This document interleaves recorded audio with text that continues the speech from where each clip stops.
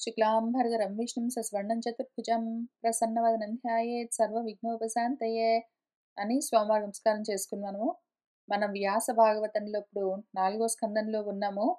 అప్పుడేం జరిగిందంటే ఒకళ్ళ నుంచి ఒకళ్ళు వస్తూ ఉన్నారు అని చూపిస్తూ ఉన్నారు. మళ్ళీ సర్గ విసర్గ అవన్నీ చేయవలసి ఉంటుంది. భాగవతానికి 10 లక్షణాలని చెప్పారు కదా. అందులో మళ్ళీ సృష్టి క్రమాన్ని చెప్తూ ఎవరి నుంచి ఎవరొచ్చారని ఇక్కడ కొంచెం చూపించారు మనకు.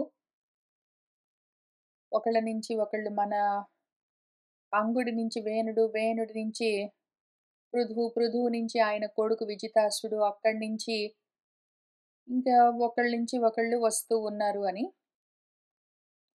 ఈ రకంగా చెప్తూ చెప్తూ మధ్యలో బర్హిషత్ ఉన్నాడు గదా! హావిర్థాని ఎందుకు అంటే హవిర్ధానుడి కొడుకు బర్హిషత్. ఒకానొక సమయంలో రకరకాలుగా యజ్ఞాలన్నీ చేస్తూ వెళ్తూ ఉన్నాడు. ఆ బర్హిషత్ పేరే ప్రాచీన బర్హి.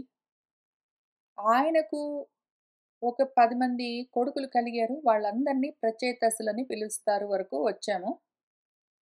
ఇప్పుడు ఈ ప్రచేతసుల గురించి చెప్తూ ఉన్నారు. ప్రచేతసులు ఇంతకీ ఎవరు అంటే మన ప్రాచీన బర్హి అని ఉన్నారు. ఆయనకి అంటే యజ్ఞాలు బాగా చేసుకునేవాడు అని అర్థం. యజ్ఞాలు మాత్రమే చేస్తాడు. యజ్ఞాలు మాత్రమే చేసుకుంటూ అంటే కర్మలు మాత్రమే చేస్తాడు. ఆయన కర్మనిష్టలో ఉన్నాడు అని అర్థం. ఆయనకు కొంతమంది పిల్లలు పుట్టారు. వాళ్ళు గృహస్థాశ్రమంలోకి వెళ్ళవలసి ఉన్నది అని వాళ్ళ నాన్న చెప్పాడు. వాళ్ళు విన్నారు. తన వాళ్ళు ఒక 10 మంది ఉన్నారు. అందరికి ఒకటే పేరు ప్రచేతస్ అని. వాళ్ళ నాన్న ప్రాచీన బర్హి వెళ్ళి మీరు ప్రజాసర్గం అంటే ప్రజా సృష్టి చేయండి. పెళ్ళిళ్ళు చేసుకుని పిల్లల్ని కనండి అంటే వాళ్ళు తపస్సు ఆచరించడానికి బయలుదేరారు. ఇప్పుడు ఇక్కడి నుంచి ఇంకా కొన్ని అధ్యాయాలు ప్రచేతసులు ఎట్నుంచి ఎటు వెళ్ళారు, ప్రాచీన బర్హి ఎట్నుంచి ఎటు వెళ్ళాడు అని ప్రచేతసుల పాత్ర ద్వారా మనకు జ్ఞాననిష్టను, ప్రాచీన బర్హి పాత్ర ద్వారా కర్మనిష్టను చూపిస్తారు. ముందేం చేస్తారంటే ప్రచేతసులకు మన పరమశివుడు ఉపదేశం చేస్తాడు ఆత్మోపదేశము. ఆ తర్వాత వాళ్ళు పెళ్లి చేసుకుంటారు, పిల్లల్ని కంటారు, పెంచుతారు, గృహస్థాశ్రమంలో అవన్నీ అయిన తర్వాత ఒకానొక సమయంలో అరెరే! పెళ్లి కన్నా ముందు బ్రహ్మోపదేశం పుచ్చుకున్నాం మనము. దాని గురించి ఏమీ చేయలేదే అని ఆలోచన చేసుకుంటూ ఉంటే నారదుల వారు కనిపిస్తారు. ఆయన్నడిగితే ఆయన మళ్ళీ ఆ ఆత్మోపదేశం వాళ్ళు పసెప్పుడు విన్నదాన్ని ఎట్లా అప్లై చేసుకోవాలి అని నేర్పిస్తారు. దాంతో వాళ్ళు ఇంకా మోక్షాన్ని పొందుతారు. ఆ విధంగా వాళ్ళ ప్రస్థానం ఉంటుంది. ఎట్లా మన కర్దముడు కూడా ఇంతే గదా! కర్దముడికి కూడా వాళ్ళ నాన్న పెళ్లి చేసుకుని పిల్లల్ని కనమని చెప్తే ఆయన ముందు తపస్సు మొదలుపెట్టాడు. అప్పుడు భగవంతుడు ఆయనకి ఉపదేశం చేశారు. ఆయన విన్నాడు. వెళ్లి పెళ్లి చేసుకున్నాడు దేవహూతిని. 10 మంది పిల్లల్ని కన్నాడు. 9గురు అమ్మాయిలు, ఒక కొడుకు. ఒక 10 మంది పిల్లల్ని కన్నాడు, పెంచాడు, అన్నీ చేశాడు. తర్వాత మళ్ళీ ఆయన ఆలోచన చేసుకున్నాడు. ఇంకా సన్యాసాశ్రమం తీసుకొని వెళ్ళిపోయాడు. అయితే మధ్యలో నెక్స్ట్ సెకండ్ టైమ్ ఆయనకి ఉపదేశం అవసరం రాలేదు. ఒక్కసారి పెళ్లి కన్నా ముందు స్నాతకోత్సవం అయిపోయిన తర్వాత ఆయనకి ఉపదేశం కలిగింది. దాంతో ఆయన ఇంకా అక్కడి నుంచి వెళ్ళిపోయాడు ప్రస్థానంలో ముందుకి. అయితే పృథు చక్రవర్తి మళ్ళీ ఇదే మార్గంలో వెళ్ళాడు. పృథువున్నాడు. ఆయనకి చిన్నప్పటి నుంచి ఆత్మోపదేశం చేస్తూ ఉన్నారు. ఆయన అవన్నీ వింటూనే ఉన్నాడు. ఈలోగా పెళ్లి చేసుకున్నాడు. పిల్లల్ని కన్నాడు. రాజ్యపాలన చేశాడు. అవన్నీ అయ్యాక గృహస్థాశ్రమం నుంచి వానప్రస్థానికెళ్ళాడు. వానప్రస్థంలో మళ్ళీ ఆయన ఆలోచించుకుంటూ ఉంటే ఈసారి సనత్ కుమార్ల వారు ఆయనకి ఉపదేశం చేశారు. దాంతో ఆయన సాధన చేసుకుని బ్రాహ్మీభూత స్థితిని పొందాడు. ఇప్పుడు మన పృథువు ఎట్లా చేశాడో అదే పద్ధతిలో ప్రచేతసులు కూడా వాళ్ళ నాన్న పెళ్లి చేసుకుని పిల్లల్ని కనమంటే బయలుదేరారు తపస్సుకు. ఈసారి ఆత్మోపదేశం వీళ్ళకు రుద్రుడు చేస్తాడు. వాళ్ళు వింటారు, వెళ్తారు, పెళ్ళిళ్ళు చేసుకుంటారు. ఇంక దాని తర్వాత మళ్ళీ నారదుడు ఉపదేశం చేస్తే వాళ్ళు దాన్ని సాధన చేసుకొని సాధిస్తారు. ఇదంతా ఇక్కడి నుంచి మనం చూస్తూ వెళ్ళవలసి ఉన్నది. అందుకని మన విదురుడు ప్రచేతసులు శివుడితో ఎట్లా కలిశారు? ఆయన వాళ్లకు ఏమి ఉపదేశం చేశారు? ఈ విషయాలన్నీ గురువుగారు నాకు గూడా చెప్పండి అని అడిగేసరికి మైత్రేయ మహర్షి ఇంకక్కడి నుంచి చెప్తూ ఉన్నారు. చూస్తూ వెళ్దాము. ప్రచేతసః పితుః వాక్యం శిరసా ఆదాయ సాధవః దిశం ప్రతీచీం ప్రయయుః తపస్యాధృత చేతసః. ప్రచేతసులు ఈ 10 మంది పితుః వాక్యం శిరసా ఆదాయ, తన తండ్రి మాటను శిరోధార్యంగా భావించి బుద్ధిలో పెట్టుకుని, అంటే సరే అని ఒప్పుకుని, ఆ సాధవః సాధువులందరూ ప్రతీచీం దిశం ప్రయయుః. ప్రతీచి దిక్కు అంటే పశ్చిమ దిక్కుగా బయలుదేరారు. ఎందుకు అంటే తపస్యాధృత చేతసః, తపస్సు చేయాలన్న ఉద్దేశంతో. సముద్రం ఉప విస్తీర్ణం అపశ్యన్ సుమహత్సరః మహత్ మనః ఇవ స్వచ్ఛం ప్రసన్న సలిలాశయం. వాళ్ళు ఆ విధంగా పడమర దిక్కుగా, పశ్చిమ దిక్కుగా వెళ్తూ ఉంటే, అటువైపు ఉన్న సముద్రానికి సమీపే, దాని దగ్గరలో ఒక విస్తీర్ణం బాగా విశాలంగా ఉన్న సుమహత్, చాలా పెద్దదైన మహత్కరమైన సరస్సు ఒకటి అపశ్యన్ చూశారు. అదెట్లా ఉన్నది అంటే మనహైవ స్వచ్ఛం, మనస్సులాగా స్వచ్ఛంగా ఉన్నది. అక్కడ సరస్సు ఎందుకు స్వచ్ఛంగా ఉన్నదని చెప్తున్నారంటే, ఇక్కడ వీళ్ళ మనస్సు ఆ విధంగా స్వచ్ఛంగా ఉన్నది అని అర్థం. ఇది రిక్వైర్మెంట్ కదా. మనస్సు ఎప్పుడు స్వచ్ఛంగా ఉంటుందో, చిత్తం ఎప్పుడు శుద్ధమవుతుందో అప్పుడే ఆత్మ జ్ఞానోపదేశం కలిగేది. బయట ఏవో జరుగుతూ ఉన్నట్టుగా మన వ్యాసుల వారు, వాల్మీకి మహర్షి చెప్తూ ఉంటే, అవన్నీ వీళ్ళకు లోపల అటువంటి స్థితితో ఉన్నారు అని మనము అర్థం చేసుకుంటూ వెళ్ళాలి. వాళ్ళ మనసు స్వచ్ఛంగా ఉన్నదంటే చిత్తము శుద్ధంగా ఉన్నది, వాళ్లకు కోరికలు కోపాలు లేవు. మరి పెళ్లి చేసుకొని పిల్లల్ని కనాలనుకుంటున్నారు కదా అంటే, పెళ్లి చేసుకోవడము, భార్యతోటో భర్తతోటో సంగమించడము, బిడ్డల్ని కనడము, పెంచడము అన్న కోరికలు కాదు. తండ్రి చెప్పాడు కాబట్టి ఆ పని ధర్మంగా చేయడం వరకే. మనసులో వాళ్లకు కోరికలు లేవు. ఆ రకంగా చిత్తము శుద్ధమై ఉన్నది. కామవాంఛలు లేవు. ధర్మంగా కర్మలు చేయడానికి బయలుదేరుతూ ఉన్నారు అని ఆ డిస్టింక్షన్ మనం చూసుకోవాలి. ఈ మనహైవ స్వచ్ఛం అనగానే. ప్రసన్న సలిలాశయం, ప్రసన్నంగా ఉన్న జలాశయము, ఒక సరస్సు పెద్దది సముద్రం పక్కన కనిపించింది.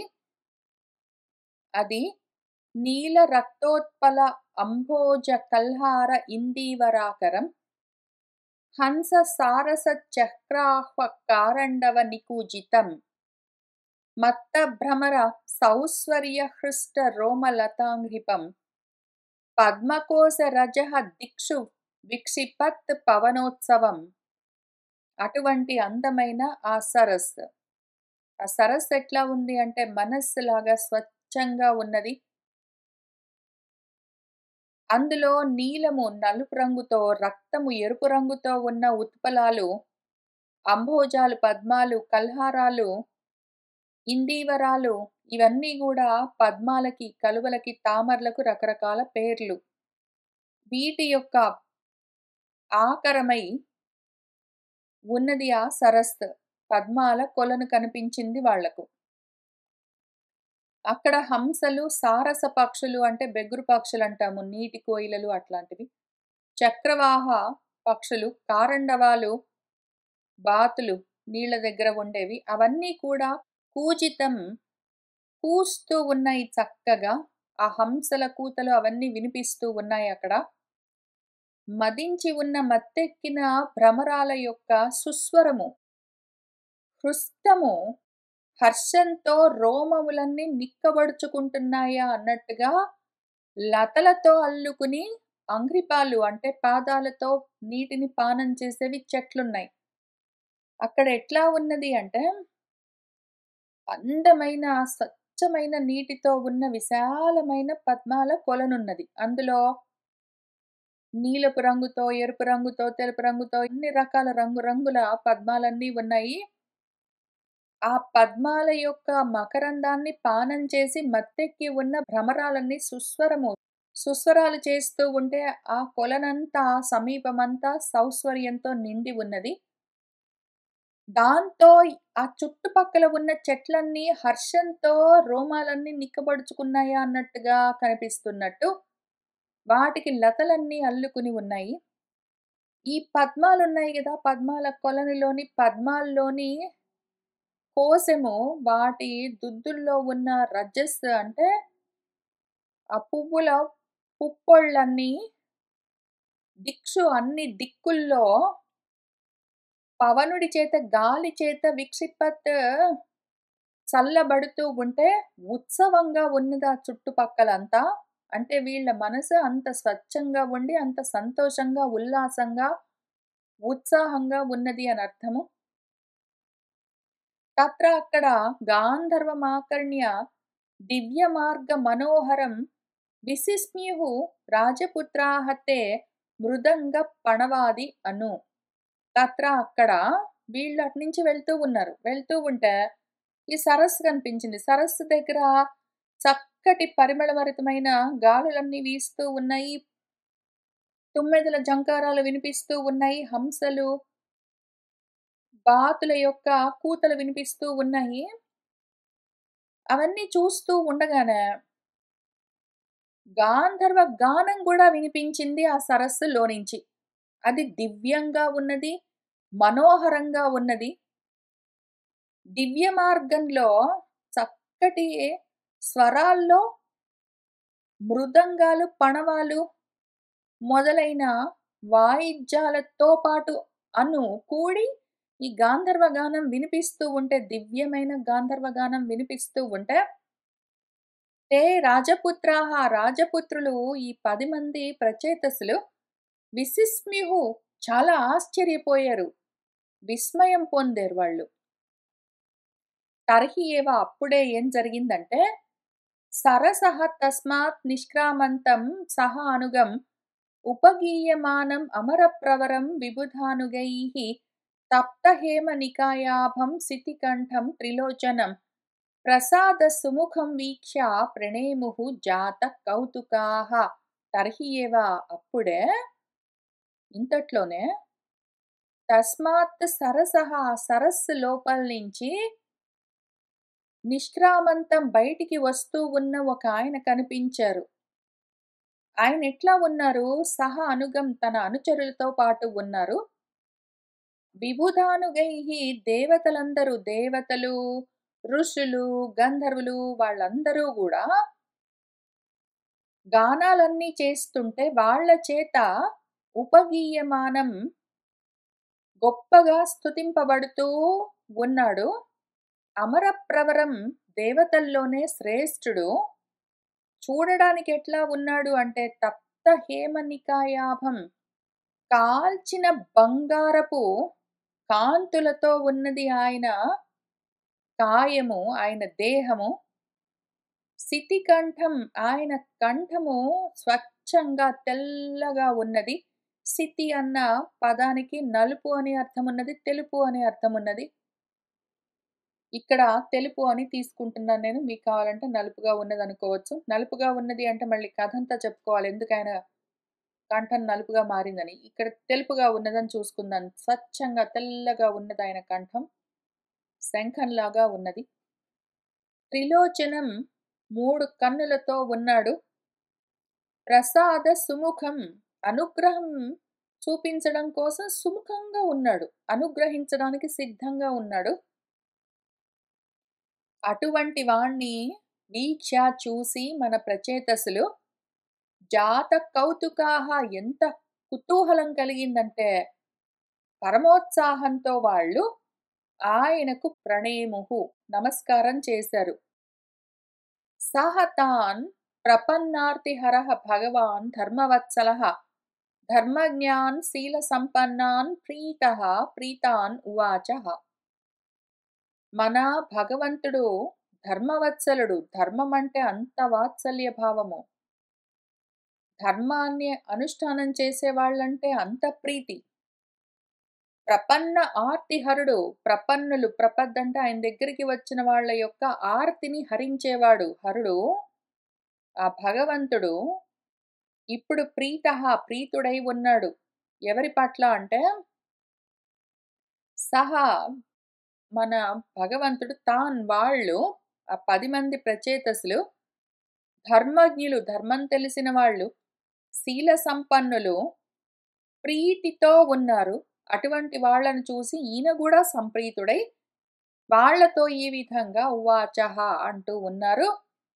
మన రుద్రుల వారు ఏమంటున్నారంటే, ఇంకిక్కడి నుంచి ఈ అధ్యాయం చివరి దాకా గూడా మనకు మన రుద్రుల వారు చేస్తున్న ఉపదేశమే ఉంటుంది. ఒక 46 శ్లోకాల వరకు, ఒక 46 శ్లోకాస్ ఇదే విషయం ఉంటుంది.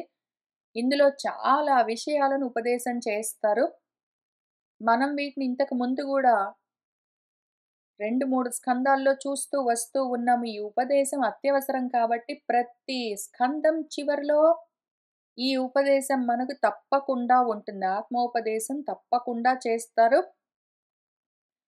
ఆత్మల గురించి చెప్తారు లక్షణాలు, అనాత్మల లక్షణాలు గూడా చెప్తారు. వాటిని విడదీసి చూసుకోవడం ఎట్లా అని సదసత్ వివేకం చేస్తారు. వాటిని కలిపి చూడడం ఎట్లా అని నేర్పిస్తారు. ఇది మనకు జరుగుతూనే ఉంటుంది. ఇప్పుడు మనము 4వ స్కందం చివరిలోకొస్తూ ఉన్నాము. దీన్నే మళ్ళీ 3వ స్కందం చివర్లో కపిలుల వారు దేవహూతికి చేస్తున్న ఉపదేశంగా కూడా చెప్పారు. మనం అది గూడా కొంత చూస్తూ దీన్ని తెలుసుకుంటూ వెళ్దాం. ఎందుకంటే వేరే వేరే విషయాలు చెప్పట్లేదు. ఒక్కసారి నేర్పించినవి ఒక్కసారి విని ఊరుకుంటే మనకు సరిగ్గా గుర్తుండొచ్చు, ఉండకపోవచ్చు. చెప్తున్నది ఒకటే విషయము. ఎన్ని సార్లు చెప్పినా అదే చెప్తారు.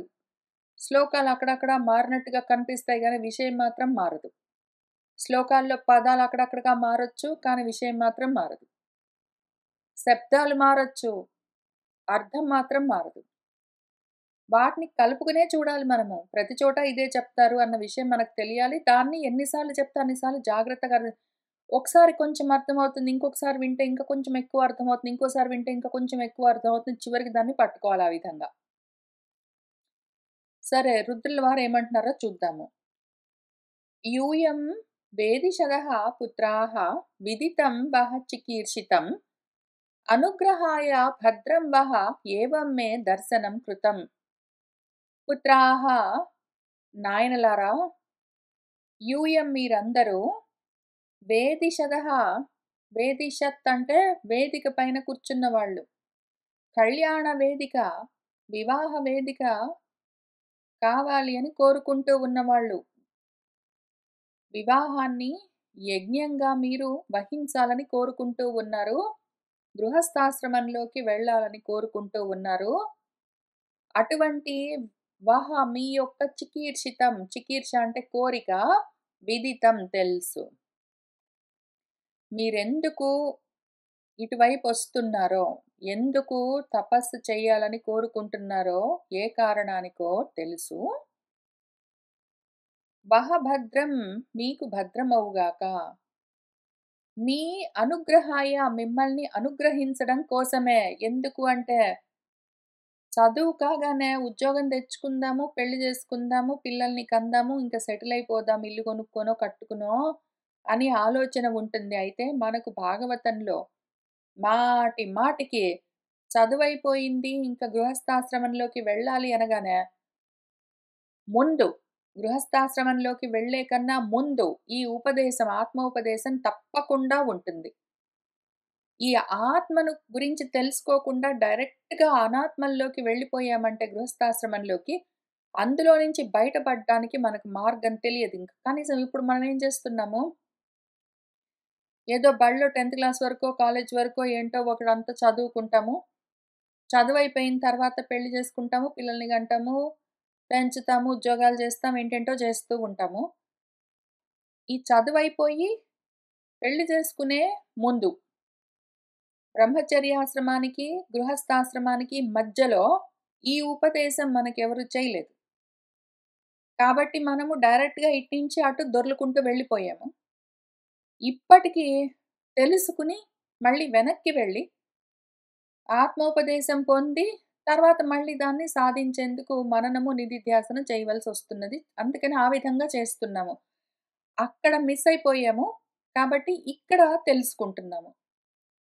అయితే ఐడియల్ సిట్యుయేషన్, ఐడియల్ సినారియో ఏంటి అంటే చదువయిపోయిన తర్వాత, విద్యాభ్యాసం అయిపోయిన తర్వాత గృహస్థాశ్రమంలోకి వెళ్ళే కన్నా ముందు ఈ ఆత్మ ఉపదేశం ఒకవేళ మనకు జరిగితే, దీన్ని గుర్తుపెట్టుకుని ఆత్మను వదిలిపెట్టకుండానే అనాత్మలతో మనము ధర్మంగా కర్మలన్నీ నిర్వర్తించిన తర్వాత, చివరికి వాటిని వదిలిపెట్టి ఆత్మనే పట్టుకోవచ్చు. చాలా సులువప్పుడు. చాలా మంచి ప్రోగ్రామ్. ఆ ప్రోగ్రామ్‌ని పాడు చేసుకున్నాం మనము. ఆ ప్రోగ్రామ్‌ని చిందరవందర చేసుకున్నాం కాబట్టి, పోనీ ముందో వెనకాలో మనం ప్రయత్నం చేసుకుంటున్నాము. ఇక్కడ ఐడియల్ సిట్యుయేషన్ చూపిస్తున్నారు కాబట్టి, కర్దముడు పెళ్లి చేసుకోవడానికి బయలుదేరితే ముందు ఇదే ఉపదేశము. ధ్రువుడు పెళ్లి చేసుకోవడానికి బయలుదేరితే ముందు ఇదే ఉపదేశం. ప్రచేతసులు పెళ్లి చేసుకోవడానికి బయలుదేరితే ఇదే ఉపదేశం. అందుకే ఆ ఉపదేశాన్ని మీకు అనుగ్రహించడం కోసమే ఏవం ఈ విధంగా మే దర్శనం కృతం. మీకు నేను దర్శనం ఇస్తున్నాను అని చెప్తూ మొదలుపెట్టారు. ఇక్కడి నుంచి 28వ శ్లోకం దగ్గర నుంచి ఉన్న కొన్ని శ్లోకాలు మన 4వ స్కందంలో ఈ అధ్యాయంలో ఉన్న విషయాలు. 24 అధ్యాయంలోని విషయాలే. మూడో స్కందంలో 26 అధ్యాయంలో మన కపిలుల వారు దేవహూతికి చెప్తూ ఉంటారు. వాటిని కొంచెం ఇక్కడి నుంచి చూద్దాం. వాటితో కలుపుకొని ఎందుకంటే ఒకదాని మీద ఒకటి బిల్డింగ్ చేసుకుంటూ వస్తారు. ఇక్కడ ఎట్లా చెప్పారో దీని మీద కొంచెం మళ్ళీ బిల్డింగ్ చేసి పై లెవెల్‌లో చెప్తారు. కాబట్టి కింద నుంచి పైకి చూద్దాం మళ్ళీ ఒకసారి. యత్తత్ సత్వగుణం ఉన్నదో, ఏదైతే ఆ సత్వగుణం ఉన్నదో అది స్వచ్ఛంగా ఉంటుంది, శాంతంగా ఉంటుంది. అది భగవత్పదం. దాన్ని వాసుదేవం అని పిలుస్తారు. ఆది దైవికంగా దాన్ని వాసుదేవం అంటారు. దాన్ని ఆధ్యాత్మికంగా చిత్తం అని పిలుస్తారు. ఆది భౌతికంగా దాన్ని మహత్ అని పిలుస్తారు. ఆది భౌతికంగా మహత్ అయి ఉన్నది. ఆధ్యాత్మికంగా చిత్తం. ఆది దైవికంగా వాసుదేవం అనేదున్నదో అది సత్వగుణము, స్వచ్ఛము, శాంతము. స్వచ్ఛత్వం, అవికారిత్వము, శాంతత్వం దాని లక్షణాలు. ఎట్లా ఉంటుందంటే యథా అపాం ప్రకృతిః పరా. నీరు ఎట్లా స్వచ్ఛంగా ఉంటాయో అటువంటి స్వభావంతో ఉంటుంది ఇది అని అర్థం. అందుకనే ఇక్కడ మన వ్యాసుల వారు వీళ్ళు వెళ్తున్నప్పుడు అక్కడ ఒక సరస్సు కనిపించింది. అది మనస్సంతా స్వచ్ఛంగా ఉంది, ప్రసన్నంగా ఉందని ఎందుకు చెప్తున్నారు? అవసరం గాబట్టి. ఇక్కడి నుంచి మొదలుపెడుతున్నారు విషయం అని చెప్పడం కోసం. ఇప్పుడు ఈ మహత్తత్వము ఎప్పుడైతే వికారం పొందుతుందో, భగవత్తత్వం వికారం మార్పులు చెందుతూ ఉంటే, క్రియాశక్తితో కూడి అహంకారము 3 విధాలుగా వస్తుంది. ఒకటి వైకారికాహంకారము, అంటే సాత్వికాహంకారం అని పిలుస్తారు. తైజసిక అహంకారము, దాన్నే రాజసిక అహంకారం అంటారు. మూడోది తామసిక అహంకారము. ఇప్పుడు మనస్సు, ఇంద్రియాలు, పంచభూతాలు, మహత్ ఇవన్నీ కూడా ఇక్కడి నుంచే వచ్చాయి. ఎట్లానో చూద్దాం. సహస్ర శిరసం సాక్షాత్ యం అనంతం ప్రచక్షతే సంకర్షణాఖ్యం పురుషం భూతేంద్రియ మనోమయం. ఇక్కడి నుంచి ఈ మహత్తత్వం ఏదున్నదో అది వాసుదేవం. దాన్ని చిత్తం అనుకుంటాము. చిత్తం వాసుదేవం. ఇప్పుడు అక్కడి నుంచి మనకు అహంకారం వచ్చింది కదా! ఈ అహంకారానికి ఇంకో పేరున్నది. చిత్తానికి వాసుదేవం అని పేరున్నట్టే అహంకారానికి సంకర్షణుడు అని ఒక పేరున్నది. లేదా దాన్నే అనంతం అని గూడా పిలుస్తారు. ఆధ్యాత్మికంగా అది అహంకారం. ఆది దైవికంగా దానిని అనంతుడు అంటారు లేదా సంకర్షణుడు అంటారు. అది పంచభూతాలకు, ఇంద్రియాలకు, మనస్సుకు ఆధారమై ఉంటుంది. ఇప్పుడు ఈ అహంకారం ఏదున్నదో అది కర్తృత్వం, కరణత్వం, కార్యత్వం అన్న లక్షణాలతో ఉంటుంది. చిత్తము వాసుదేవమని ఏది అనుకుంటూ ఉన్నామో అది స్వచ్ఛత్వం, అవికారిత్వం, శాంతత్వంతోటుంటుంది. అహంకారము కర్తృత్వం, కరణత్వం, కార్యత్వంతో ఉంటుంది. అహంకర్త భావంతో ఉన్నందుకే అది అహంకారం. అది శాంతం, ఘోరం, విమూఢం అన్న లక్షణాలతో ఉంటుందా అహంకారం. అహంకారం ఆధ్యాత్మికము. దానికి ఆది దైవికమైన పేర్లు అనంతుడు, సంకర్షణుడు అట్లాంటివి. ఇప్పుడు ఈ అహంకారం 3 రకాలనుకున్నాం గదా! వైకారికం, తైజసం, తామసం అని. వైకారిక అహంకారంలో నుంచి మనసొస్తుంది. సాత్విక అహంకారంలో నుంచి మనసొస్తుంది. రాజసాహంకారంలో నుంచి బుద్ధి వస్తుంది. తామసాహంకారంలో నుంచి మిగిలిన జడ పదార్థాలు, పంచభూతాలు అవన్నీ వస్తాయి. దాని గురించి ఇక్కడ చెప్తున్నారు. వైకారికాత్ అంటే వైకారిక అహంకారం అంటే సాత్విక అహంకారం నుంచి అది వికారం చెందుతూ ఉంటే మనస్తత్వం, మనస్సు అది ఆధ్యాత్మికము. అజాయత కలుగుతుంది. యత్ సంకల్ప వికల్పాభ్యాం వర్తతే. సంకల్పాలు, వికల్పాలన్నీ అక్కడి నుంచే వస్తాయి. మనస్తత్వం నుంచే. ఏది సాత్వికాహంకారం వికారం చెందితే మనసుగా పరిణామం చెందుతుంది. చిత్తము మారితే అహంకారం అవుతుంది. అహంకారము శాంతమై ఉన్నది. అహంకారం సాత్విక గుణంతో కూడి ఉన్నది అంటే అది మనసు అవుతుంది. ఇప్పుడు అందులో నుంచే కోరికలు, కామాలన్నీ సంభవిస్తూ ఉంటాయి. దీనికి గూడా ఒక పేరున్నది. అనిరుద్ధము అని. ఎందుకంటే మనసును అడ్డుకోవడం కష్టం. ఆధ్యాత్మికంగా దాని పేరు మనసు. ఆది దైవికంగా దాని పేరు అనిరుద్ధుడు. ఆది భౌతికంగా ఇంద్రియాలతో కూడి ఉంటుందది. తర్వాత శారద ఇందీవర శ్యామం సంరాధ్యం యోగిభిః శనైః అది శరత్కాలంలోని కలువ పువ్వు లాంటి నలుపు వర్ణంలో ఉంటుంది అని యోగులు దాన్ని అట్లా దర్శిస్తూ ఉంటారు. ఇప్పుడు ఈ వైకారిక అహంకారం అంటే సాత్విక అహంకారం వల్ల మనసు కలిగింది దాని పేరు అనిరుద్ధం అని చెప్పుకున్నాం గదా! తర్వాత తైజస అహంకారం అంటే రాజసిక అహంకారం నుంచి అది వికారం చెందితే బుద్ధితత్వం వస్తుంది. ఈ బుద్ధికి ఇక్కడ ఎందుకో పేరు పెట్టలేదు. ప్రద్యుమ్నుడని చెప్తారు గానీ ఇక్కడ ఎందుకో పేరు పెట్టలేదు అనుకున్నాను. ఆ విషయం నేను చెప్తూ వెళ్ళాను. మీకు గుర్తుండే ఉంటుంది. అప్పుడు మనం ఈ విషయం అనుకుంటూ వెళ్ళాము. ఇక్కడ మన 4 స్కందంలో దానికి ఆ పేరు ప్రద్యుమ్నుడు అన్న పేరు చెప్తారు. ఇక్కడ చెప్పలేదు. మూడో స్కందంలో ఈ విషయాలన్నీ చెప్తూ ప్రస్తావిస్తూ ఉన్న సమయంలో. సరే ఇంతకీ ఆ తైజస అహంకారం అంటే రాజసిక అహంకారం వికారం మార్పులు చెందిందంటే బుద్ధితత్వంగా పరిణామం చెందుతుంది. ఏవైనా వస్తువులు స్ఫురించడము, దాని గురించిన జ్ఞానం కలగడము, ఇంద్రియాలని నడిపించడము ఇటువంటివన్నీ మన బుద్ధి చేస్తూ ఉంటుంది. బుద్ధి అన్నది ఆధ్యాత్మికము. ప్రద్యుమ్నం అన్నది ఆది దైవికం. ఆ పేర్లతో ఉంటుంది. సంశయము, విపర్యాసము, నిశ్చయము, స్మృతి, స్వాపనం ఇట్లాంటివి ఆ బుద్ధి లక్షణాలు.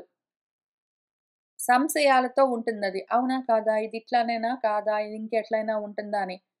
విపర్యాసము, నిశ్చయము, స్మృతి జ్ఞాపకం చేసుకోవడం, స్వాపం నిద్రపోవడం ఇటువంటివన్నీ బుద్ధి లక్షణాలు. తైజసాని ఇంద్రియాణి ఏవ క్రియా జ్ఞాన విభాగశః ప్రాణస్య హి క్రియాశక్తిః బుద్ధేః విజ్ఞానశక్తితా. ఈ రాజసిక అహంకారం యొక్క వికారమైన బుద్ధి వల్ల ఏ ఇంద్రియాలన్నీ నడుస్తూ ఉన్నాయో అవి మళ్ళీ 2 రకాలుగా క్రియాశక్తులుగా, జ్ఞానశక్తులుగా విభాగం వేరై ఉంటాయి. బుద్ధితో కూడి ఉంటే అది జ్ఞానశక్తి. ప్రాణంతో కూడి ఉంటే క్రియాశక్తి. తర్వాత తామసాహంకారం వికారం చెందితే దాంతో శబ్దము, స్పర్శ మొదలైన మాత్రలు, తన్మాత్రలు అభుత్తు కలుగుతాయి. అక్కడి నుంచి నభస్సు ఆకాశము, ఆకాశం నుంచి శబ్దము, ఆ తర్వాత ఇంకేంటో శబ్దం నుంచి పలాని గాలి, గాలి నుంచి స్పర్శ, అక్కడి నుంచి మళ్ళీ అగ్ని, అగ్ని నుంచి రూపం, మళ్ళీ అక్కడి నుంచి నీరు, నీళ్ళ నుంచి రుచి, మళ్ళీ అక్కడి నుంచి భూమి, భూమి నుంచి వాసన, ఇవన్నీ వస్తాయి. ఇంకా చాలా ఉంటాయని ఇవన్నీ చెప్తూ వచ్చారు కదా! ఇంత సుదీర్ఘంగా మళ్ళీ ఇక్కడ చెప్పరు. కొంచెం హైలైట్స్ చెప్తారు. కానీ అదే విషయం చెప్తారు. దాన్ని చూస్తూ వెళ్దాము. ఇప్పుడు మన వాళ్ళు అక్కడికి వెళ్ళేసరికి సిద్ధంగా ఉన్నారు ఈ ఆత్మోపదేశానికి కాబట్టి. పెళ్లి చేసుకోవాలని కోరికతో ఉన్నారు కూడా కాబట్టి. పెళ్లి చేసుకోవాలనుకుంటున్నారు. ఇప్పుడు రైట్ నౌ వీళ్ళకి అభ్యాసం చేసే ఉద్దేశం లేదు. కానీ ఈ విషయం వదిలిపెట్టి ఉండడానికి వీల్లేదు. ఈ విషయం తెలుసుకునే ప్రపంచంలోకి అడుగుబెట్టాలి కాబట్టి, ఆ విషయాలు ముందు ఇప్పుడు చెప్తారు. వీళ్ళు ఎంతో కొంత గుర్తుపెట్టుకుంటారు. ప్రాబబ్లీ పూర్తిగా గుర్తుపెట్టుకుంటారు. కానీ కర్మలు చేస్తూ వెళ్తారు. ఒకానొక సమయంలో కర్మల్లో నుంచి వెనక్కి తిరగాలనుకున్నప్పుడు కోరికల్ని పూర్తిగా నిగ్రహించి, మనసేంద్రియాలను నిగ్రహించి ఇంకా ఆత్మ సాధన చేసుకుందాం అనుకున్నప్పుడు, ఇప్పుడు చదువుకున్న విషయాన్ని ఎట్లా అర్థం చేసుకోవాలి అని వాళ్ళకి అనుమానం వస్తే, అందుకు మళ్ళీ ఆచార్యులొస్తారు, ఉపదేశం చేస్తారు. ఇక్కడ నారదుడు అన్న పాత్ర ద్వారా చూపిస్తారు మనకు వ్యాసుల వారు. ఇంకా ఈ బ్యాక్‌గ్రౌండ్ ఇన్ఫర్మేషన్ తోటి ఇక్కడున్న శ్లోకాలు చదువుతూ వెళ్దాం. యః పరం బ్రహ్మసః సాక్షాత్ త్రిగుణాత్ జీవసంయుతాత్ భగవంతం వాసుదేవం ప్రపన్నః సః ప్రియః హి మే. యః ఎవరైతే సాక్షాత్తుగా త్రిగుణాలతో కూడి జీవమన్న సంజ్ఞతో, జీవుడు అన్న పేరుతో ఉన్న ఏ తత్వమున్నదో దానికి పరంగా పరం రంహసః బాగా ఎక్కువగా వేగంగా కదులుతూ ఉండి మహాబలంగా ఉన్నది ఏదున్నదో ఆ తత్వము, దాన్ని చేరుకోవాలి. ఆ భగవంతుడు వాసుదేవుడు అని ఏదున్నదో దాన్ని చేరుకోవాలి అని కోరుకునే వాళ్ళు ప్రపన్నులు అంటే పద్ అన్న ధాతువు నుంచి వస్తుంది. అన్న ఉపసర్గతో దగ్గరికి వెళ్ళడం అని అర్థం. అటువంటి సహవాడు మే ప్రియః హి నాకిష్టం. ఎవరైతే జీవభావంతో ఉండి కూడా ఆత్మను పొందాలని కోరుకుంటూ ఉన్నాడో అటువంటి వాళ్ళు నాకు ప్రియులు అని చెప్తూ ఉన్నారు. స్వధర్మనిష్టః శతజన్మభిః పుమాన్ విరించతాం యేతి తతః పరం హి మాం అవ్యాకృతం భాగవతః వైష్ణవం పదం యథా అహం విబుధాః కళాచ్యయే. ఎవరైతే స్వధర్మ నిష్ఠతో ఉంటారో, ధర్మం అనుకుని నిష్ఠగా కర్మలు చేస్తూ ఉంటారో, ప్రతిఫలాపేక్ష లేకుండా కర్మలు చేస్తూ ఉంటారో, అటువంటి వాళ్ళు శతజన్మభిః ఎన్నో జన్మలకు అటువంటి మనిషి పుమాన్ విరించతాం యేతి. విరించి అంటే బ్రహ్మ అనే అర్థముంది, శివుడు అనే అర్థముంది, విష్ణువు అనే అర్థముంది. దానికి అన్ని రకాల అర్థాలుంటాయి. ఎందుకు అంటే దాని వ్యుత్పత్తి చూద్దాం. విరించి అనగానే వెంటనే బ్రహ్మదేవుడు అనుకోరాదు. ఎందుకు అంటే ఇక్కడ చెప్తున్నది అది గాదు. ముగ్గురిని విరించి అన్న పేరుతో పిలుస్తారు. కాబట్టి దాని వ్యుత్పత్తి చూద్దాం. విపూర్ణతయా రిణక్తీతి అని రిక్తం కరోతి. మొత్తం ఖాళీ చెయ్యడం అని అర్థం. ఎవరైతే పూర్తిగా ఖాళీ చేస్తాడో వాడు విరించి అని అర్థం. ఎవరైతే వాడి మనసుని పూర్తిగా కోరికలు అవన్నీ లేకుండా ఖాళీ చేస్తాడో, బ్రహ్మాండంలోని వస్తువులు మొత్తం పదార్థ జాతమంతా మన మనసులోనే ఉంటుంది. ఎక్కడెక్కడివో ఉంటాయి మన మనసు నిండా ఆలోచనలు, ప్రత్యయాలు. ఎక్కడో చూసినవి, ఎప్పుడో తిన్నవి, ఏదో తెలుసుకున్నవి, ఎవరో చెప్తూ ఉన్నవి, ఏంటేంటో విషయాలు బ్రహ్మాండం మొత్తం మన మనసులోనే ఉంటుంది. మొత్తం అంతా తెచ్చి లోపల పెట్టుకొని దాన్ని మెయింటైన్ చేస్తుంటాం ఏంటో మళ్ళీ. పెద్ద గోల లోపలంతా. ఎప్పుడైతే మనము వాటన్నింటినీ ఖాళీ చేస్తామో అప్పుడు మనము విరించులమవుతాము. పూర్తిగా, పూర్ణంగా, విశేషంగా, పూర్ణంగా రిక్తం చేశామంటే, ఖాళీ చేశామంటే లోపల, ఇంక కోరికలు లేవు, ఫలాపేక్షలు లేవు, బయటి బాహ్యమైన అసత్ప్రత్యయాలు లేవు, అన్నీ ఖాళీ చేశామంటే, అటువంటప్పుడు, అటువంటి వాడు, ఆ స్థితిని పొందినవాడు, తతఃపరం ఇంకా తర్వాత మాం హి నన్ను పొందుతాడు. నేను అన్న స్థితి గురించి ఆలోచన మొదలుబెడతాడు. ఎప్పుడైతే వాడు స్వధర్మాన్ని ఆచరిస్తూ వెళ్ళాడంటే, ఇది నా ధర్మం అనుకుంటూ ప్రాపంచికమైన ధర్మాలు చేస్తున్నాడు పాపం. ఎన్నాళ్ళకో, ఎన్నో జన్మలకి వాడికి ఇంకా కోరికలన్నీ తీరిపోయి, వైరాగ్యం కలిగి, మనసంతా మొత్తం బుద్ధంతా ఖాళీ అయిపోతే, ఆ తర్వాత నేను అన్న భావాన్ని పొందుతాడు వాడు. ఎటువంటి భావం అది? అది అవ్యాకృతం. ఆకృతి లేదు దానికి, నిరాకారం. అది వైష్ణవం. విష్ణు అన్న పదానికి వ్యుత్పత్తి ఏమి అంటే, జగత్తంతా వ్యాపించి ఉన్నది అని అర్థం. విష్ణు అన్న శబ్దానికి, ఆ పదానికి అర్థం అది. వాడా విధంగా భగవత్ తత్వం తెలుసుకున్నవాడు, అంతా నేనే అయి ఉన్నాను అన్న స్థితిని పొందుతాడు. అదెట్లా ఉంటుందంటే, ఇంకా అందులో వికారాలు, మార్పులు లేవు. అహం యథా, నేను అన్న బుద్ధితో ఉంటాడు వాడు. ఓ విబుధాః, ఓ బుద్ధి కలిగిన వాళ్ళలారా, ఓ జ్ఞానులారా, అదెప్పుడు కలుగుతుంది అంటే కళాత్యయే. కళ అంటే వృద్ధి చెందడం అని అర్థం. ఎప్పుడైతే మళ్ళీ కొత్తగా కలయతి వృద్ధిం సంచినోతి అని వృద్ధి చెందవలసిన అవసరం లేదు. ఇంకది అత్యయే దాటారంటే. యోగము లేదు, క్షేమము లేదు, ఇంకా వృద్ధి చెందాలి, నేను ఇంకా ఎదగాలి అని ఇటువంటివన్నీ దాటి ఉన్నవాడు ఎవడుంటాడో, అటువంటి స్థితిలో వాడు అహం అన్న పదాన్ని చెందుతాడు. అథ అందుకని ఓ భాగవతాః యూయం ప్రియాఃస్థ భగవాన్ యథా న మత్ భాగవతానాం చ ప్రేయాన్ అన్యః అస్తి కర్హిచిత్.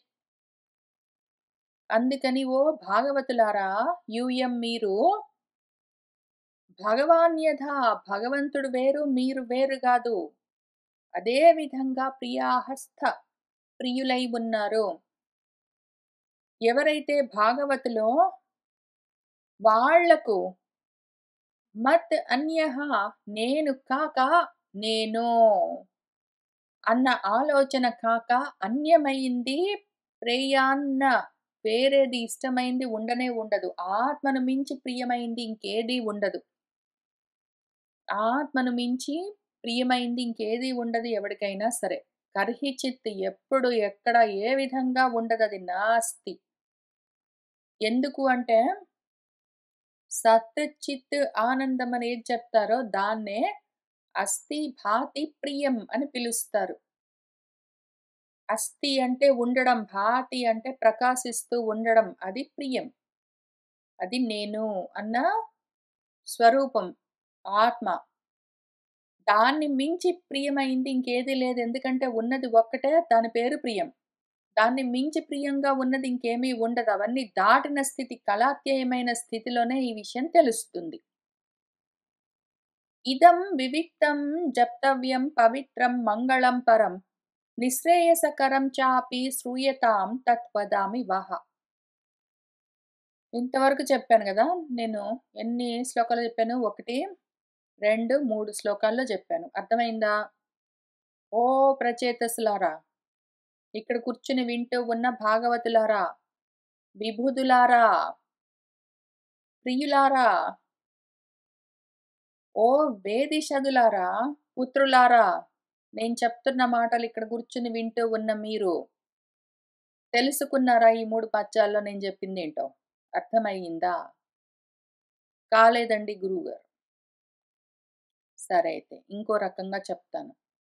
ఇదం ఇప్పుడు నేను చెప్పబోయేదాన్ని. ఇంతవరకు చెప్పింది అర్థమైతే, అర్థమైన వాళ్ళు వెళ్ళి ఇంకక్కడ కూర్చొని మననం చేసుకోండి. ఇంకా సరిగ్గా అర్థం కాలేదు, ఇంకా కొంచెం చెప్పండి అంటే, మళ్ళీ ఇక్కడి నుంచి ఒక 40 పైగా శ్లోకాల్లో చెప్తాను. ఇంకా జాగ్రత్తగా చెప్తాను. మొదటి నుంచి చెప్తాను. కూర్చుని దాన్ని అర్థం చేసుకోండి. ఈ చెప్తున్న ఇదం ప్రవచనం ఏదున్నదో దాన్ని వివిక్తం బాగా విశేషంగా వివేచన చేసుకోండి. నేను చెప్పాను కదా! ఇది జప్తవ్యం జపించండి అంటే ఇంక అక్కడ కూర్చొని జితంతే ఆత్మవిద్ధుర్యస్వస్తయే స్వస్తిరస్తు మే భవతారాధసారాధన్ సర్వస్మై ఆత్మనే నమః. నమః పంకజనాభాయ భూత సూక్ష్మేంద్రియాత్మనే వాసుదేవాయ శాంతాయ గూఢస్థాయ అని ఈ రకంగా చదివితే నేను చెప్పింది పనికిరాదు. ఆ రకంగా జపం అనట్లేదు నేను. మీరు దీన్నెట్లా జపించాలి అంటే జన్మలు పూర్తిగా నశించేంత వరకు దాన్ని వివిక్తం విచారణ చెయ్యండి. దాన్ని వివేక జ్ఞానంతో విచారణ చెయ్యండి. ఎందుకు అంటే ఇది పవిత్రం, శుద్ధి చేస్తుంది మీ బుద్ధిని. ఆలోచిస్తూ ఉంటేనే బుద్ధి శుద్ధి అవుతుంది. ఆలోచించకుండా గుడ్డెద్దు చేలబడ్డట్టు చెప్పింది చెప్పినట్టు చదువుకుంటూ పోతే అర్థం చూసుకోకుండా అటువంటప్పుడు ఉపయోగం లేదు. దానివల్ల సాధించే జ్ఞానము లేదు. తద్వారా మోక్షము లేదు. ఆత్మస్థితి లేదేమీ లేదు. చెప్తున్న దాన్ని వివేకంతో మీరు అర్థం చేసుకుంటూ విచారిస్తూ వెళ్తే అది పవిత్రం చేస్తుంది. అది మంగళాన్నిస్తుంది. మీకు నిశ్రేయసాన్నిస్తుంది. అదేమింతకి పరం. పరం. పరమే నిశ్రేయసం. అదే పవిత్రం. అదే మంగళం. అటువంటి నిశ్రేయసకరమైన ఈ ఉపదేశాన్ని దీన్ని ఇదం శ్రూయతాం అది వినబడుగాక అది వినండి. వహ మీకు తత్ దాన్ని వదామి చెప్తాను అని ఆయన ఉపదేశం మొదలు పెడుతున్నారు. మైత్రేయుల వారు మనకేం చెప్తున్నారంటే ఇతి అనుక్రోశ హృదయ భగవాన్ ఆహా తాన్ శివ బద్ధాంజలీన్ రాజపుత్రాన్ నారాయణ పరహవచ ఇతి ఈ విధంగా అనుక్రోశ హృదయ దయతో కూడిన మనసుతో ఉన్నవారై మన భగవంతుడు శివుల వారు తాన్ వాళ్లకు ఆ రాజపుత్రులకు వాళ్ళు బద్ధ అంజలి చేతులు కట్టుకుని శ్రద్ధగా వింటూ ఉన్నారు. అటువంటి వాళ్లకు నారాయణ పరమైన వాక్ సర్వం నారాయణం. మనకు ఈ శ్లోకాలు కూడా మన వ్యాసుల వారు ఇంతకు ముందు ఇచ్చారు. వాసుదేవమిదం సర్వం అని కొన్ని ఇచ్చారు. నారాయణమిదం సర్వం అని. ఆ విధంగా ఉన్నదంతా ఏ తత్వం ఉన్నదో దానికి ఏదో ఒక పేరు పెట్టాలి కాబట్టి విష్ణువు అనాలి, నారాయణ అనాలి, శివుడు అనాలి, లేకపోతే దాన్నే వాసుదేవుడు అనాలి. ఏదో ఒక పేరు పెట్టాలి కాబట్టి పెట్టవలసి వస్తుంది. అవన్నీ కూడా మళ్ళీ తత్వాలే. ఆధ్యాత్మికంగా చూస్తే నేనే దాన్ని ఇప్పుడు పేరు కూడా లేకుండా ఇంతవరకు చెప్పిన తర్వాత నాకు ఒక అనుమానం కూడా వస్తుంది. ఇక్కడి నుంచి రుద్రుల వారు చేస్తున్న ఉపదేశము అసలు ఆయన ఇక్కడ ఆల్రెడీ ఉపదేశం మొదలుపెట్టారు. ఇక్కడ ఆల్రెడీ ఉపదేశం మొదలుపెట్టి చెప్తూ వస్తూ ఉన్నారు. నేనది చెప్తాను మీరు వినండి అని ఆయన చెప్పి మళ్ళీ ఆయనే చెప్పడం మొదలు పెడుతుంటే మధ్యలో మైత్రేయ ఉవాచ అని ఎందుకు ఉన్నదో అర్థం కావట్లేదు. ఆ ఫ్లో కట్ చేస్తూ ప్రాబబ్లీ ఇది ప్రాక్షిప్తం అయ్యుండొచ్చు. సరే ఏదో ఒకటి. మీకు ఆ ఉపదేశం చేస్తాను వినండి అని చెప్తూ ఇంకిక్కడి నుంచి మొదలుపెట్టారు. ఏమి ఆ ఉపదేశం అంటే జితంతే ఆత్మవిద్ధుర్యస్వస్తయే స్వస్తిరస్తు మే భవతా రాధసా రాద్ధం సర్వస్మై ఆత్మనే నమః. ఓ ఆత్మ తే జితం నీ చేత అన్ని జయించబడి ఉన్నది. అన్ని నువ్వు జయించావు, అన్ని సాధించావు. ఓ ఆత్మ నువ్వు కాక వేరేది లేదు. నీకు జయము అని చెప్తూ ఓ ఆత్మ నీ గురించి చెప్పడం మొదలు పెడుతూ ఉన్నాను అని గురువుగారు ఏమంటున్నారంటే ఆత్మవిత్ ధుర్య స్వస్థయే ఈ ఆత్మ విద్యను ధరించేందుకు ఆ ధైర్యము ఆ స్థైర్యము ధైర్యము అంటే ధృతి స్థైర్యము అంటే స్థిరత్వం మనసు చలించిపోకుండా స్థిరంగా బుద్ధిగా నిలబడి ఉంటే ఆ స్థితి ధైర్యంతో స్థైర్యంతో శ్రద్ధతో దీన్ని ధరించడము ధుర్యులు అంటే భారాన్ని ధరించే వాళ్ళని అర్థం ఎవరైతే నేనిప్పుడు చేయబోతూ ఉన్న ఆత్మ విద్యోపదేశాన్ని ధరించడానికి సిద్ధమై కూర్చున్నారో వాళ్లకు స్వస్తి కలగాలని, వాళ్ళతో పాటు చెప్తూ ఉన్న నాకు గూడా స్వస్తిహి అస్తు స్వస్తి కలగాలని కోరుకుంటూ మొదలుపెడుతున్నాను అని. ఇది చదువుతూ ఉంటే నాకేమి గుర్తొస్తుంది, మనకు ఉపనిషత్తులు మొదలుపెడుతూ శాంతి పాఠం ఉంటుంది. సహనౌ అవతు, సహనౌ భునక్తు, సహ వీర్యం కరవావహై, తేజస్వినావధీనమస్తు, మా విద్విషావహై అని చెప్తూ ఉన్న శాంతి పాఠంలో మేమిద్దరం కలిసి దీన్ని అధ్యయనం చేస్తూ ఉన్నాము. అటువంటి మేము కాపాడబడుదుముగాక. అటువంటి మేము దీన్ని సాధింతుముగాక.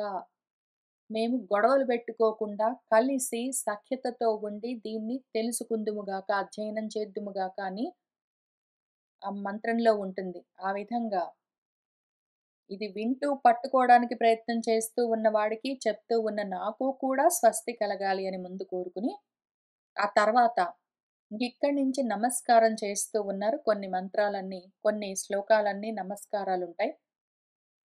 భవతా రాధసారాద్ధం ఆత్మన ఆత్మని ఆత్మానం అని చెప్పినట్టు మిమ్మల్ని మీరే సాధించి ఉన్నారు.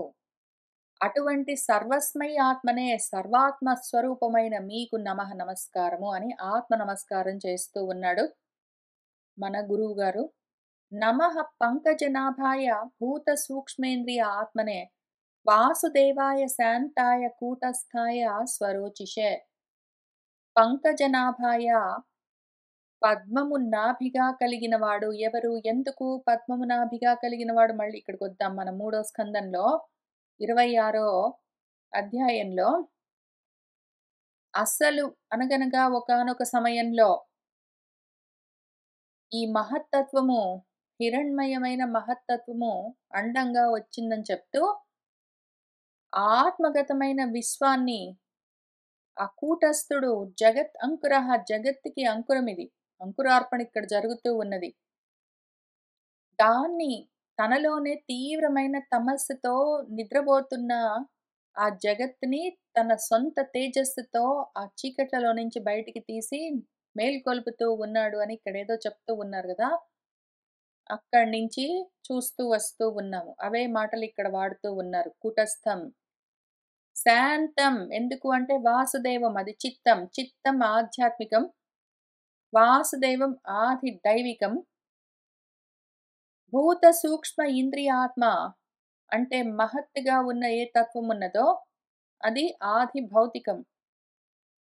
అటువంటి ఆ తత్వానికి అంటే ఇక్కడ ఏ తత్వం చెప్పుకుంటున్నాం మనము? చిత్తం. అంతఃకరణంలో 4 భాగాలుంటాయి. చిత్తం, అహంకారం, మనసు, బుద్ధి అని. ముందు చిత్తం దగ్గర నుంచి మొదలుపెడుతున్నారు.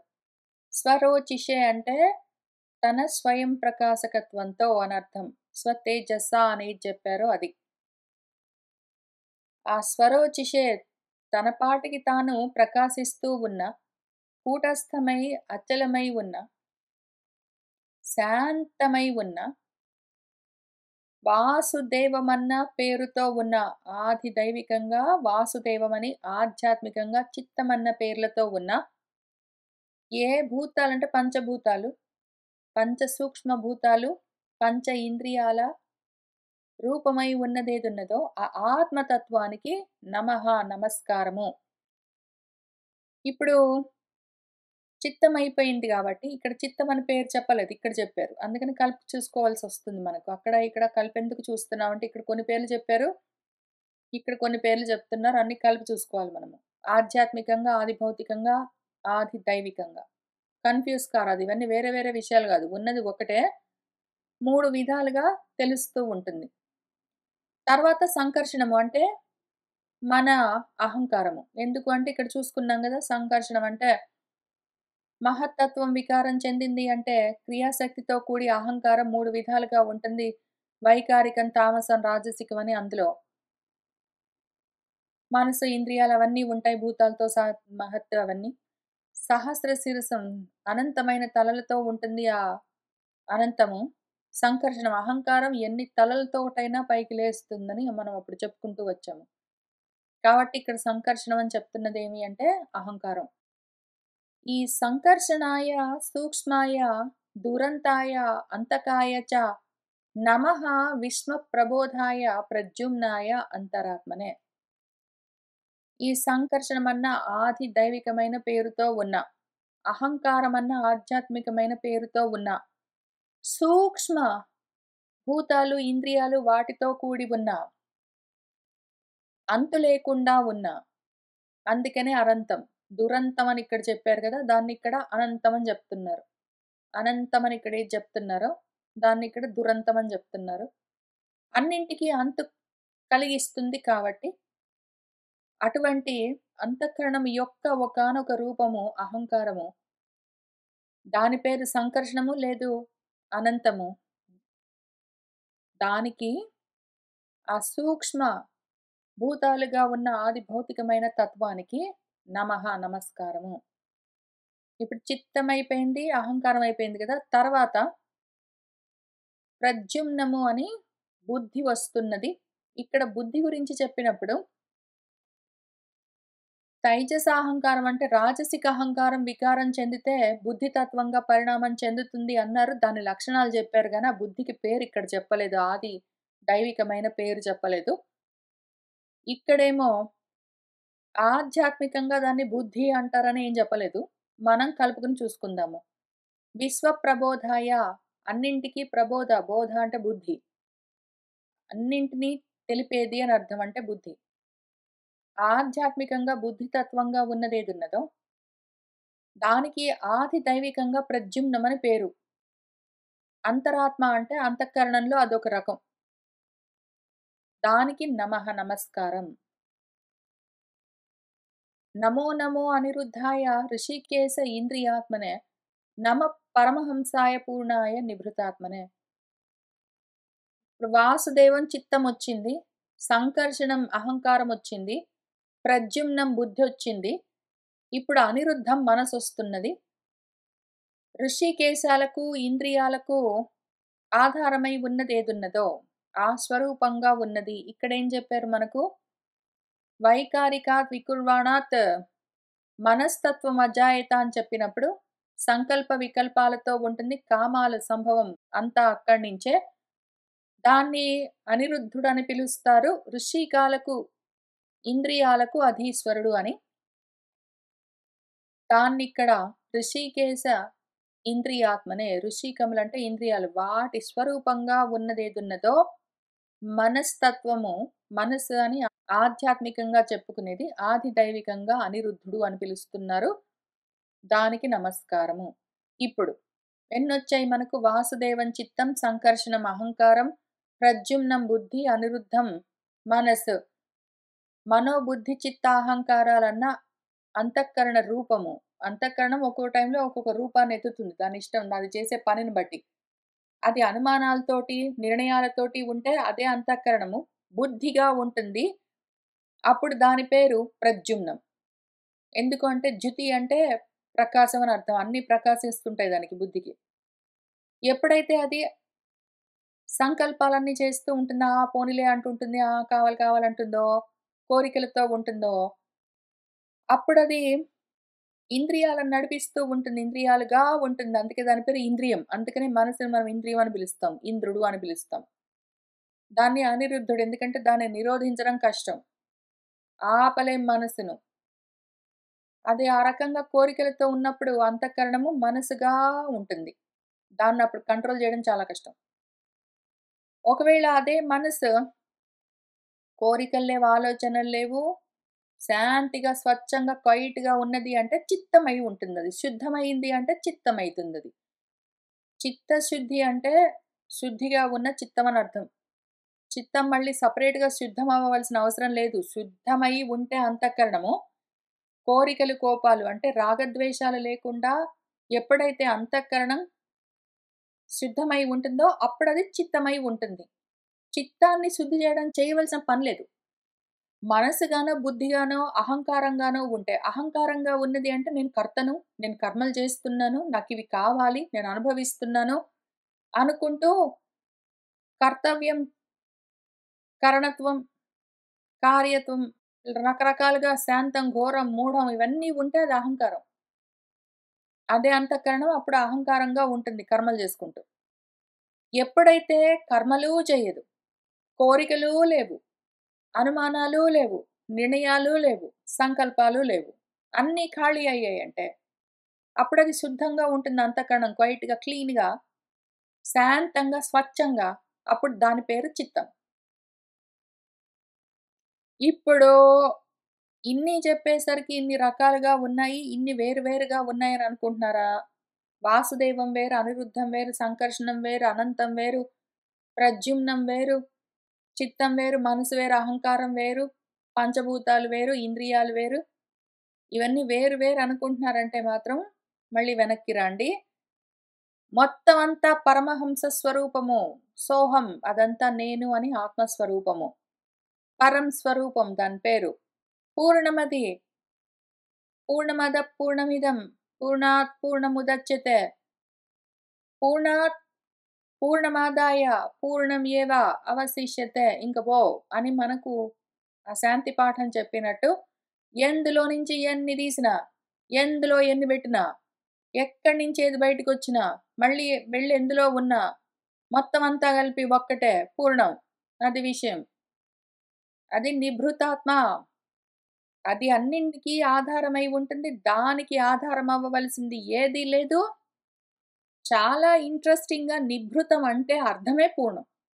అది పరిపూర్ణాత్మ అనర్థం. అటువంటిదేదున్నదో, ఆ పరిపూర్ణమైనదే అందులో నుంచే ఇవన్నీ బయటకొస్తాయి. రకరకాల రూపాలు తీసుకుంటాయి. మళ్ళీ అందులోనే ఉంటాయి. మళ్ళీ అందులోకే వెళ్తాయి. మళ్ళీ అక్కడి నుంచే వస్తున్నట్టుంటాయి.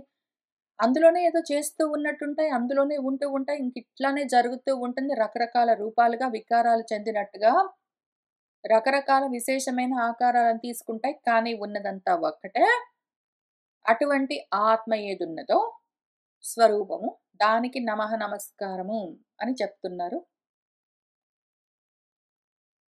స్వర్గాపవర్గద్వారాయ నిత్యం శుచిషదే నమః. నమః హిరణ్యవీర్యాయ చాతుర్హోత్రాయ తంతవే. నమః ఊర్జే ఇషే త్రయ్యాః పతయే యజ్ఞరేతసే. తృప్తిదాయ చ జీవానాం నమః సర్వరసాత్మనే. సర్వసత్వాత్మదేహాయ విశేషాయ స్థవీయసే. నమస్త్రైలోక్యపాలాయ సహ హవోజః బలాయ చ. అర్ధలింగాయ నభసే నమః అంతర్బహిః ఆత్మనే. నమః పుణ్యాయ లోకాయ ముష్మై భూరి వర్చస్సే అని ఇక్కడి నుంచి ఇక్కడ అంతఃకరణము అది 4 రకాలుగా ఉండడము, దానికి నమస్కారం. అన్నీ కలిపి ఉన్నది ఒకటే, అది పూర్ణము, దీనికి నమస్కారం అని చూపించిన తర్వాత ఇప్పుడు పంచభూతాలు ఇక్కడ మళ్ళీ మన తైజసాహంకారం అయిపోయిన తర్వాత ముందు వైఖారికం తైజసం చెప్పేసిన తర్వాత ఇక్కడ తామసాహంకారం నుంచి చెప్తూ అది వికారం చెందింది అంటే అక్కడి నుంచి శబ్ద తన్మాత్ర, దాని నుంచి నభస్సాకాశం, అక్కడి నుంచి శ్రోత్రం చెవి, వీటికి ఈ రకంగా కనెక్షన్ ఉంటుంది. ఆకాశానికి, శబ్దానికి, మన చెవుకు అని ఆ రకంగా చాలా శ్లోకాల్లో పంచ తన్మాత్రలు, పంచభూతాలు, పంచ ఇంద్రియాలు, ఈ మూడిటి కనెక్షన్ ఈ త్రిపుటలను చెప్తూ వచ్చారు గదా! వీటిని ఇన్ని శ్లోకాల్లో చెప్పిన దాన్ని చాలా ఫాస్ట్‌గా ఇక్కడ 2, 3 శ్లోకాల్లో, 4 శ్లోకాల్లో చెప్పారు. ఎట్లా అంటే చూద్దాం. స్వర్గాపవర్గ ద్వారాయ స్వర్గానికైనా, అపవర్గానికైనా, స్వర్గానికైనా, మోక్షానికైనా, దేనికైనా ఇవే ద్వారాలు. ఈ దేహాన్ని బెట్టుకుని ఈ ద్వారంగానే మనం దీన్ని సాధించాలి. ఇటు దేహంలో చూస్తే ఇంద్రియాలుగా కనిపిస్తాయి ఆధ్యాత్మికం. అటు బాహ్యంగా చూస్తే పంచభూతాలుగా ఆకాశం, భూమి, గాలి, నిప్పు, నీరుగా కనిపిస్తాయి ఆది భౌతికం. వీటిని నువ్వు ఎట్లా అయినా చూసుకోగాని, ఇవి ద్వారాలు నీకు వీటి ద్వారానే నువ్వు స్వర్గాన్నైనా, అపవర్గాన్నైనా సాధించేది నిత్యం ఇంకింతే విషయం. శుచిషదే శుచి ఏదైతే శుద్ధమై, చిత్తమై ఉంటే, అటువంటి స్థితిలో తెలియబడే తత్వం ఏదున్నదో దానికి నమః నమస్కారం. ఇక్కడ నిభృతాత్మ అన్నప్పుడు భూమిని బెట్టుకుందాం. అన్నింటిని భరిస్తూ ఉన్నది అని. అన్నింటిని భరిస్తూ ఉన్నదేదున్నదో, అన్నింటికి ఆధారమై ఉన్నది భూమి. సరే దాని తర్వాత నెక్స్ట్ స్వర్గానికి, అపవర్గానికి ద్వారమై ఉండి, శుచిషత్ అంటే యజ్ఞ వేదిక అయి ఉన్నదేదున్నదో, హిరణ్య వీర్యంతో బంగారపు రంగుతో అగ్నిశిఖలుగా ప్రకాశిస్తూ ఉండి చాతుర్హోత్రమయమై ఉన్నది. తంతువుగా, యజ్ఞంగా వ్యాపిస్తూ ఉన్నదేదున్నదో ఆ అగ్నితత్వము, దానికి నమస్కారం. భూమి అయిపోయింది, అగ్ని అయిపోయింది. ఇప్పుడు సర్వరసాత్మకంగా ఉన్న రసస్వరూపము నీరు, పంచభూతాల్లో నీరు. నాలుక రుచి చూడ్డం రసం. వీటితో పాటు కూడి ఉన్న ఈ తత్వాన్ని చూద్దాము. పంచభూతాల్లో నీరు. నమః దానికి గూడా నమస్కారం. నీళ్ళకు నమస్కారం, నా నోట్లో రుచికి నమస్కారం, రుచి తెలుసుకునే నాలుకకు నమస్కారం. ఎందుకు అంటే ఊర్జే ఈశే. ఊర్జ అంటే పుష్టిగా ఉండడం. ఇష్ అంటే ఇష్టం, కోరికలు. పుష్టి, తుష్టి. ఈ రెండింటికి త్రయ్యాహ పతయే యజ్ఞపతి అయి ఉన్నవాడెవడున్నాడో, యజ్ఞ రేతసే యజ్ఞానికి బీజమై ఉన్నదేదున్నదో, జీవులన్నింటికి తృప్తిని కలిగించే రసస్వరూపమై ఉన్నదేదున్నదో, అటువంటి తత్వానికి జలతత్వమై ఉన్న ఆ ఆత్మకు నమస్కారము. సర్వసత్వాత్మం దేహము, సత్వాలు ప్రాణులన్నీ నిలబడి ఉండాలి అంటే తప్పనిసరిగా ఉండవలసింది ప్రాణం. కాబట్టి విశేషంగా వేరువేరుగా ఇన్ని రూపాలుగా కనిపిస్తూ ఉన్నాయి ఎందుకు అంటే ప్రాణాలు వేరువేరుగా ఉన్నట్టుగా ఉంటాయి మరి. స్థవియసే స్థూల రూపాలు తీసుకుని ప్రాణంతో ఈ రూపాలన్నీ నిలబడి ఉన్నాయి గదా! సర్వసత్వ రూపాలుగా. త్రైలోక్యపాలాయ ఆ రూపాలు గూడా మళ్ళీ 3 లోకాలుగా ఉంటాయి. స్థూల, సూక్ష్మ, కారణ దేహాలుగా ఈ 3 లోకాలు, ఈ 3 దేహాలు, లోకం అంటే దేహం. అవి నిలబడి ఉండాలి అంటే గాలి గావాలి, ప్రాణవాయువులుండాలి. వాటి వల్లే సహస్సు, ఓజస్సు, బలం అన్నీ గూడా. కాబట్టే ప్రాణం ఉంటేనే ఏమైనా ఉండేది. అటువంటి వాయు స్వరూపానికి నమస్కారము. అర్ధలింగాయ ఈ పదార్థాలన్నీ ఎక్కడ ఉంటాయి? స్పేస్‌లో ఉంటాయి. పదార్థాలుండాలంటే ఆకాశమే అవకాశం ఇస్తుంది. అటువంటి నభస్సుకు నమస్కారం. ఆకాశ రూపంగా ఉన్న ఈ తత్వానికి, ఆత్మతత్వానికి నమస్కారం. అంతః బహిః లోపల, బయట ఉంటుంది. ఆకాశం లేనిదెక్కడ? ఖాళీ ఎక్కడ పడితే అక్కడుంటుంది. అందులోనే ఈ పదార్థాలన్నీ ఉండేది. అది పుణ్యము, స్వచ్ఛమై ఉంటుంది. దాన్నేది అంటుకోదు. అన్నీ అందులోనే ఉంటాయి గానీ అది దేన్ని తాకదు. పుణ్యకరమైన ఈ లోకమేదున్నదో ఆలోకనము కనిపిస్తూ ఉన్నదేదున్నదో అముష్మై దీనికి, ఈ ఆత్మకు భూరి వర్చసే గొప్ప ప్రకాశంతో, కాంతులతో ఉంటుందది. ఆకాశము అన్నింటికి అవకాశం ఇస్తూ ఉంటుందది. ఆకాశం ఎందుకు అంటే ప్రకాశమై ఉన్నది. ఆకాశము, అవకాశము, ప్రకాశము అన్నింటికి ఒక్కటే అర్థము. ఆ రకంగా ఉన్న అముష్మై దీనికి, దేనికి? ఈ ఆత్మకు. దానికి నమస్కారం అని చెప్తూ ఉన్నారు.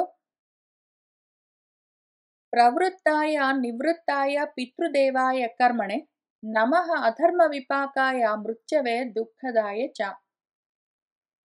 ప్రవృత్తి మార్గంలో ఉన్నా సరే, నివృత్తి మార్గంలో ఉన్నా సరే, కర్మలు చేస్తూ ఉంటే ఆ కర్మల రూపంగా, నివృత్తి మార్గంగా, ప్రవృత్తి మార్గంగా, పితృదేవతలుగా జన్మలు తెచ్చుకుని పిల్లల్ని కంటూ, పెంచుతూ, పోషిస్తూ అన్ని రూపాలుగా ఉన్నదేదున్నదో ఆ ఆత్మతత్వానికి నమస్కారం.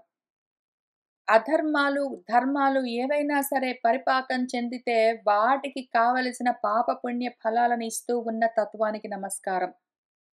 మృత్యుముఖంగా దుఃఖాన్ని కలిగిస్తూ ఉన్నదానికి నమస్కారం. నమస్తే ఆశిషాం ఈశే మనవే కారణాత్మనే పురుషాయ పురాణాయ సాంఖ్య యోగేశ్వరాయ చ. ఆశిషాం ఆశలతో ఉన్న వాళ్లకు ఈశ్వరుడై ఉన్న ఏ తత్వం ఉన్నదో కోరికలను తీరుస్తూ ఉన్న తత్వము దానికి నమస్తే నమస్కారము. తే నమః నీకు నమస్కారము. మనవే మనసుతో ఉండి మననం చేస్తూ ఉన్న మనుషులలో ఉన్న కోరికలతో పాటు కూడి ఉన్న నీకు నమస్కారము. ఆ కోరికలే కారణంగా జన్మలు తెచ్చుకుంటూ ఉంటే ఆ కారణంగా కార్యంగా 2 విధాలుగా ఉన్న ఆత్మస్వరూపానికి నమస్కారము. పురాణ పురుషుడివై ఉన్న ఓ ఆత్మ నీకు నమస్కారము.